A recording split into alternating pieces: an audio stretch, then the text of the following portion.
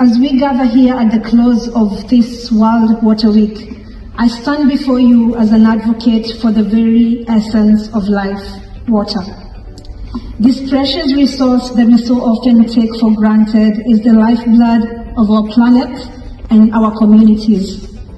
However, do our actions truly convey that we value this critical and increasingly depleting resource? I ask you to pause and truly reflect on the gravity of the situation we face. The stark reality is that nearly 2.2 billion people still lack access to safe drinking water. And about 1,000 children under 5 die every day because of illnesses that are caused by inadequate access to clean water, sanitation, and hygiene. These are not just numbers. These are grave injustices. This is a reflection of the inequalities that have defined our world, where those with the least resources bear the brunt of our neglect. And as climate change accelerates, this disparity is only set to widen. So we cannot stand by and watch communities grapple with the unprecedented crisis. A crisis that transcends borders and boundaries, affecting every facet of our very own existence. Water is not an isolated issue. It is linked to the broader challenges we face: climate change, biodiversity loss, economic inequality, economic retrogression, and human health. The interconnections are very clear. Water scarcity fuels conflict, exacerbates poverty, and undermines our collective security. Addressing these challenges requires a holistic approach, one that values water not merely as a resource, but as a human right and a cornerstone of sustainability.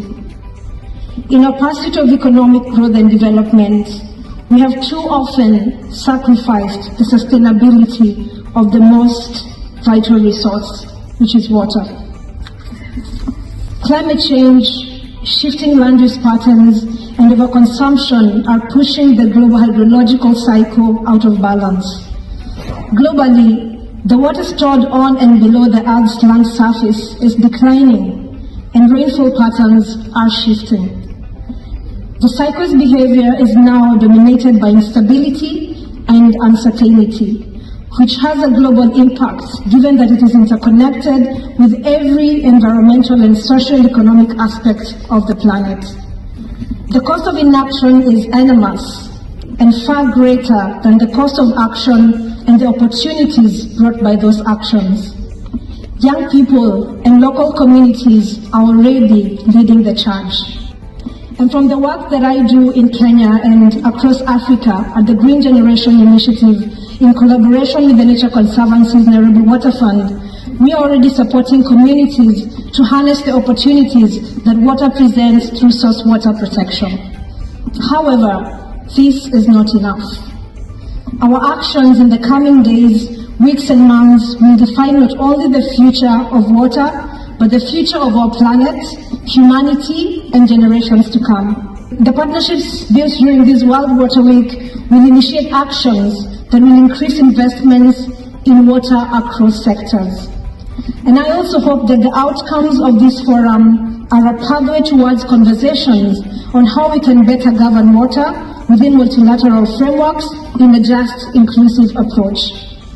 We must champion the principle of water justice, ensuring that everyone, regardless of their social-economic status or geographical location, has access to clean, safe, and affordable water. We must advocate for policies that protect our water sources and promote sustainable practices. We must promote just water partnerships that put communities, especially indigenous and often marginalized communities, at the heart of maintaining a stable water cycle.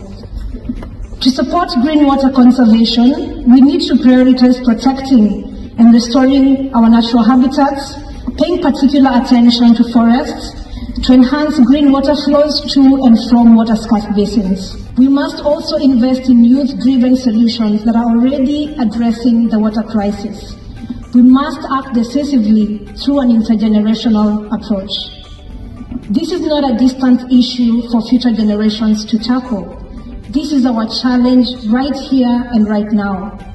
We have a moral and practical obligation to ensure that future generations inherit a world where water is valued, protected, well-governed, and accessible to all. Thank you.